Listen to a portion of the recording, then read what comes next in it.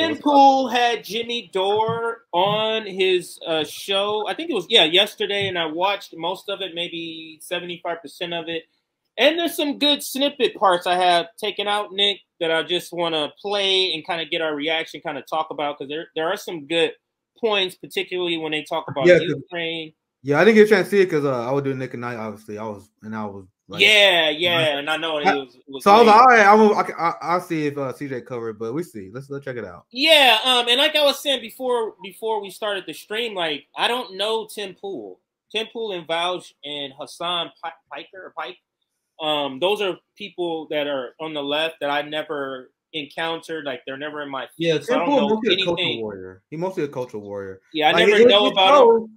It seems like his shows is very dependent, like on who is guest, right? Because a lot of people say this show was good because when you talk with Jimmy, obviously they talk about Ukraine, they talk about a lot of substance stuff. Right. He had Jimmy Dore on, but then he had other shows, and I don't comment that much on Tim Pool because I don't follow his work, so I always want to be careful. I don't want to sum someone up based only on smears. But whenever I see clips, and mostly him doing culture war shit, like if you had like a right wing guy on, like they're not gonna be worth watching. But someone with Jimmy Dore or someone who anti-imperialist, they can bring a good interview out of him because he got good takes on war generally. That's my general take on Tim Pool. But let's watch the video. Let's hear. Just like you, I don't know a ton about him because I don't follow him that close. So we give him a fair trial here, I guess. Go ahead.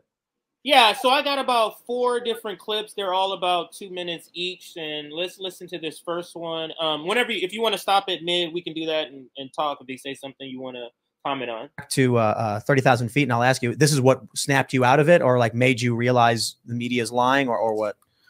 You mean about COVID? What was your moment where you were like, holy crap, these people are full of it?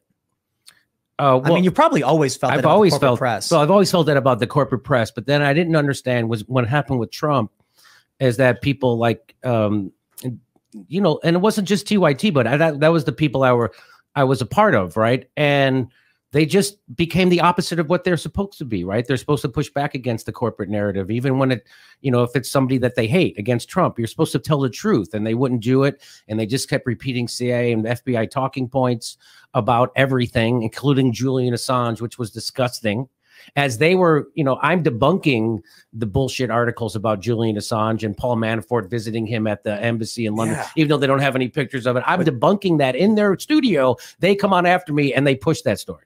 So you're at the Young Turks and you're like, this is a lie. And then 20 minutes later, they're like, actually, it's true. No, and this is 100% true. But I couldn't, my jaw was on the floor when they did that. The hell, I didn't know that. I just thought that was a funny point that he went on. Go ahead. My bad. But I remember Russiagate was like one of my litmus tests because I wasn't really into independent media.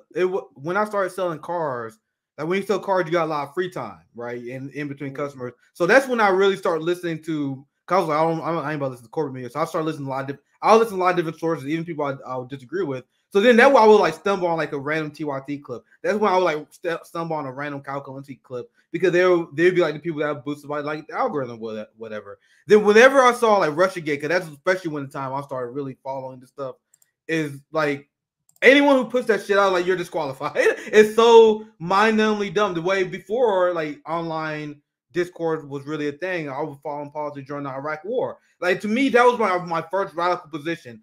Like to answer the original question. Like anyone who got the Iraq War wrong originally, you was dead to me. Like there was no way I'll ever forget. There was no way I'll ever forgive it. But that was my first radical position growing up as a teenager. The same way. So wait, let me ask you this then, because tell me what was the reaction of people? Because you're saying you never got that wrong from the beginning, and I can say that too. I was always against it even in the beginning. But at the time, Nick, if you remember, I don't know if you had the same reaction in California. And I think I was working in Torrance at the time. You could not say nothing against this war.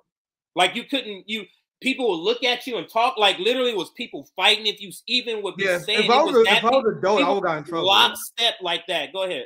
Yeah, if I was an adult, I would have gotten in trouble. Like that was around the time I was a preteen, teenager. And my dad hated George W. Bush. My grandpa, who used to watch MSNBC all the time, hated George W. Bush as well. So I always knew it was bullshit because it wasn't like an advanced political like calculation. It was like, oh, this George Bush dude, he sounds like a moron. He's definitely a moron. They're definitely lying to me about this. What, his vice president shot a guy in the face? Like, this is like my basic political analysis back then. Like to me, it was obvious. Like, I couldn't do a Chris Hedges style breakdown, but my instinct was telling me, like, everything I heard from George Bush, I was like, this guy is lying. This guy is clearly lying. You said your dad and your grandfather was over here talking. You said, oh yeah, I still remember my dad hated Bush. My dad hated Bush so much. Yeah, so and obviously my grandpa hated Bush as well. My late grandfather, rest in peace. He was a big MSNBC head. That's how I first got in politics, because I told this story a long time ago when we first started, like when he would have MSNBC on, and I would look at these people, and I wasn't that smart back then, obviously not politically, but I have instincts. Like the same way with a lot of people in my family who don't. They may not follow politics like me, but they're not falling for stupid shit. You know what I mean? My brother and sister not pushing Russiagate. You know what I mean? They got good instincts. So I would see, like when I was 16, 17, didn't really know that much shit. And I would just see the TV on. I'm like, dude, that dude, Chris Matthews, is full of shit. Like, I know. Like, that's how most people are, unless you get programmed into that. But anyway, we can get back to the video. I think that was a good summation. Like, what kind of turned me off on this shit? And it's kind of similar to Jimmy Dore. When Russiagate hit, that's when I first got into independent media, because I was like, I'll never watch a corporate media again. That's how I started weeding people out. And I explained to you guys before, that's why it's kind of wild to see Cal Kalinske be like the complete shitlid that he is now. I was never like a secular talk watcher, but I remember thinking, like, I never put Cal in one of the worst batches till recently, because I was like, oh, at least he got Russiagate right. It was like, he may be bad on something, but at least he got Russiagate right. But now with Ukraine and a lot of things recently, I'm like, man, it's unbelievable how much he fell. He got this bad. How they change. Yeah. All right. So let's go ahead. No, go ahead, CJ. Go ahead. How did you get involved with Young Turks? Oh, well, I had an hour's Comedy Central special called Citizen Jimmy, which was chosen Best of the Year by iTunes. Thank you very much. And the reason why I tell you that is because if I don't, nobody will. So they saw it. Somebody who worked there saw it. And when Cenk got his job at MSNBC, he was a host on MSNBC. They needed guest hosts. And so they called me in and they said, hey, you're a political comedian. You had a political comedy special. Would you like to host? Well, I was ready, right? Because I had been doing my live Jimmy at Dore show it was called Pop and Politics back then, at the UCB Theater in Hollywood. And so I was doing video work, and I knew how I had, so I was ready. So when they opened the door, I could walk through. And they told me, they said, I'll never forget. They said, don't read the comments because everybody's going to hate you. They only like Cenk. And when I did the show, everybody liked me, and they were like, this is amazing. You should get, and that's when they made me a regular host. Just a little history lesson to complete that first clip, and I'll move to the next clip. That was just something I didn't know how he ever got involved, and I thought it was an interesting little tidbit. I still remember seeing Jimmy on TYT, and it seemed like a fever dream now. Like, look at me, like, man, it's wild to look back. But I was seeing an old clip, and it was wild to see. But I vaguely remember seeing those. Them hosting those shows together. It was pretty wild to see. But go ahead, CJ. Okay, so this next one is Tim Pool talking a little bit about TYT, but he makes some good points here, and he kind of moves on a little bit. So let's listen. I think that you've got young people entering the political sphere with no experience. They don't know who Obama is. They don't know who Joe Biden is. And I mean that in the not like they.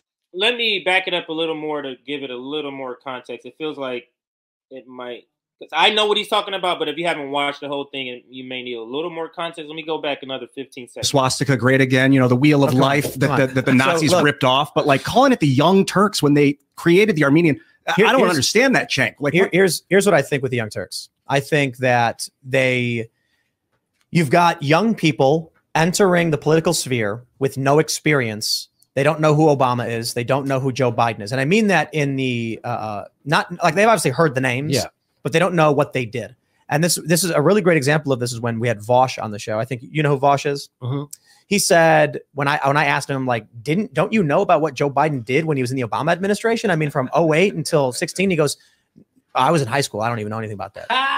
And well, I don't blame him. This is how the Democrats operate. Yes. They target young people who aren't old enough to know that they're psychotic and evil, and then say we should lower the voting age to 16.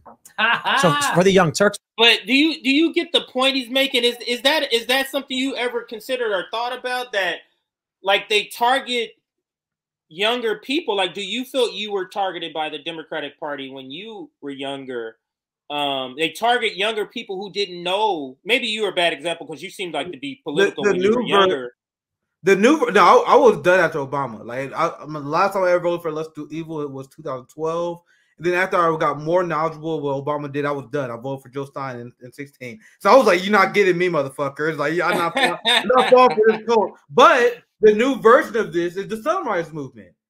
The Sunrise Movement is the youth wing of the Democratic Party, and I explain this to you guys all the time. The first organization I ever organized with was KC Sunrise because there was not a lot of left shit out here. KC is a blue city, but it's neoliberal blue. We ran by the Black Progressive Caucus. Yeah. So a lot of like political events will either be liberal shit or it'll be conservative Republican shit. And so I only organized with KC Sunrise because I heard they were progressive, and they were like one of the few Kansas City movements. This is before I became associated with KC tenants.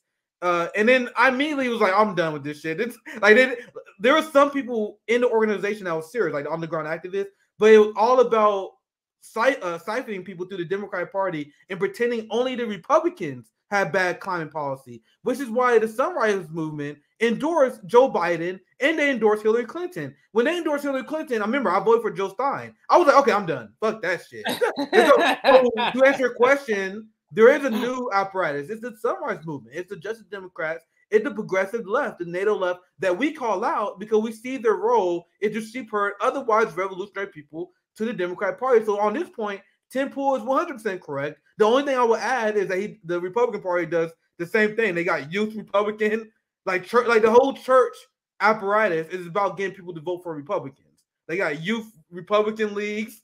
So it goes both ways. And that's why I want people to understand. And Tim Pool may understand that. I just want our audience to understand that. But go ahead, CJ. Yeah, it's because the right go through it not through political groups. They go through it maybe through religious groups and the other types of groups. That could be a different way. Yeah, the ruling class, the two factions of capitalism, they have the same goals. They just may engage in different strategies. That what Marxism explains to you. You gotta understand. They do the same fucking thing. They got different strategies, different approaches. They got to play this theater.